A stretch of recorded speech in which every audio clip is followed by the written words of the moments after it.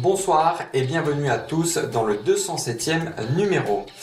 Ils sont chaque année près de 2000 journalistes à couvrir l'événement du Tour de France.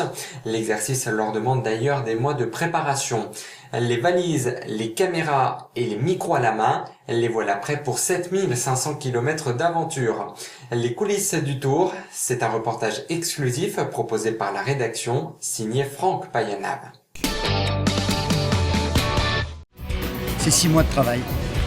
En ce qui me concerne, je m'occupe de la partie culturelle en plus de la partie sportive. Les scénarios sont là pour nous apporter un peu de piment. Oui, c'est difficile, bien sûr que c'est difficile. Bonjour jeunes gens, merci de nous avoir rejoints.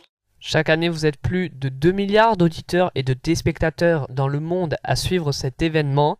Ce Tour de France a atteint une dimension planétaire, c'est grâce au spectacle proposé par les coureurs et à sa dramaturgie, mais aussi dû aux 2000 journalistes qui sont accrédités à suivre l'événement. Dans ce reportage, nous allons vous montrer à quoi ressemble le travail de ces hommes de l'ombre qui, en réalité, ne dure pas que 3 semaines.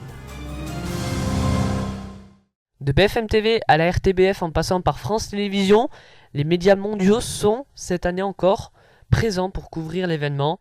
En ce lundi 16 juillet, ils ont provisoirement posé leurs caméras et micros à Pau pour la 15e étape. Alors que du côté des spectateurs, on savoure la victoire de Pierrick Frédérico, en coulisses, les journalistes bûchent sur les reportages et les tubeplex qui seront diffusés à la télévision ou à la radio. Le Tour de France est un sport particulier car le terrain de jeu est mobile et l'action s'étend parfois sur des dizaines de kilomètres avec souvent plusieurs groupes de coureurs. Ce marathon long de 200 km tous les jours demande beaucoup de travail pour les rédacteurs. En France, il faut être réactif, il faut être calé, il faut réagir dès qu'il y a une information et c'est vrai. En réalité, il ne se penche pas que 3 semaines sur cette pratique sportive qu'est le cyclisme. En amont, l'envoyé spécial doit s'investir personnellement. C'est 6 mois de travail. C'est plus d'1 an de préparation. Oui, c'est difficile, bien sûr que c'est difficile. C'est du travail, quoi. C'est-à-dire qu'il faut s'organiser, il faut... On prépare plusieurs mois à l'avance parce qu'on a différents types de boulot à effectuer sur le Tour de France. Malgré tout, chaque année, le plaisir d'informer les téléspectateurs et les auditeurs reste toujours aussi grand, que ce soit pour les envoyés spéciaux de BFM TV ou de France Télévisions. Et chaque Tour de France est différent et le Tour de France a cela de magique qu'il y a toujours des épiphénomènes, des rebondissements, qu'ils soient affaires de dopage, qu'ils soient drame humain, qu'ils soient, comme on l'a vu ces derniers jours, phénomène de course avec les crevaisons en masse qu'on a pu connaître en direction de Foix. Il y a la lutte pour le classement général, il y a les victoires d'étape, il y a des histoires d'hommes également. On n'est pas vraiment dans la répétition d'année en année, c'est ça qui est beau. C'est un plaisir à chaque fois renouvelé. Voilà. Je suis comme un étudiant perpétuel et c'est un grand plaisir à chaque fois de le faire.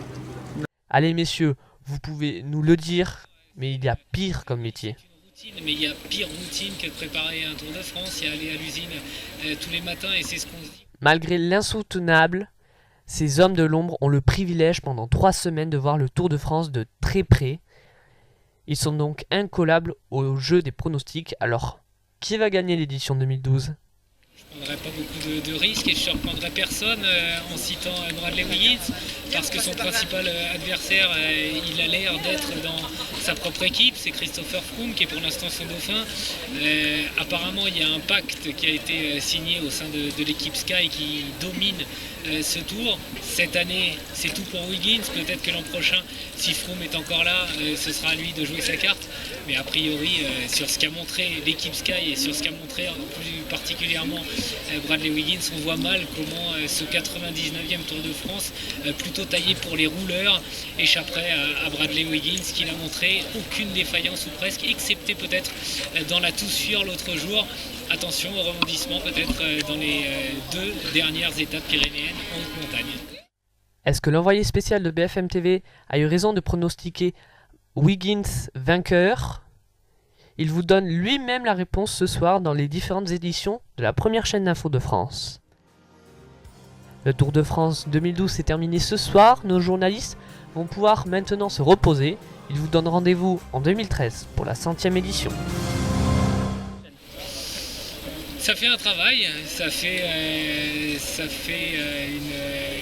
mission à remplir parce que Et sachez que dès demain, vous pourrez retrouver des vidéos bonus du Tour de France sur notre page officielle Mediamix.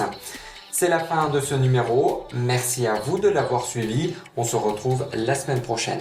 Bonne semaine.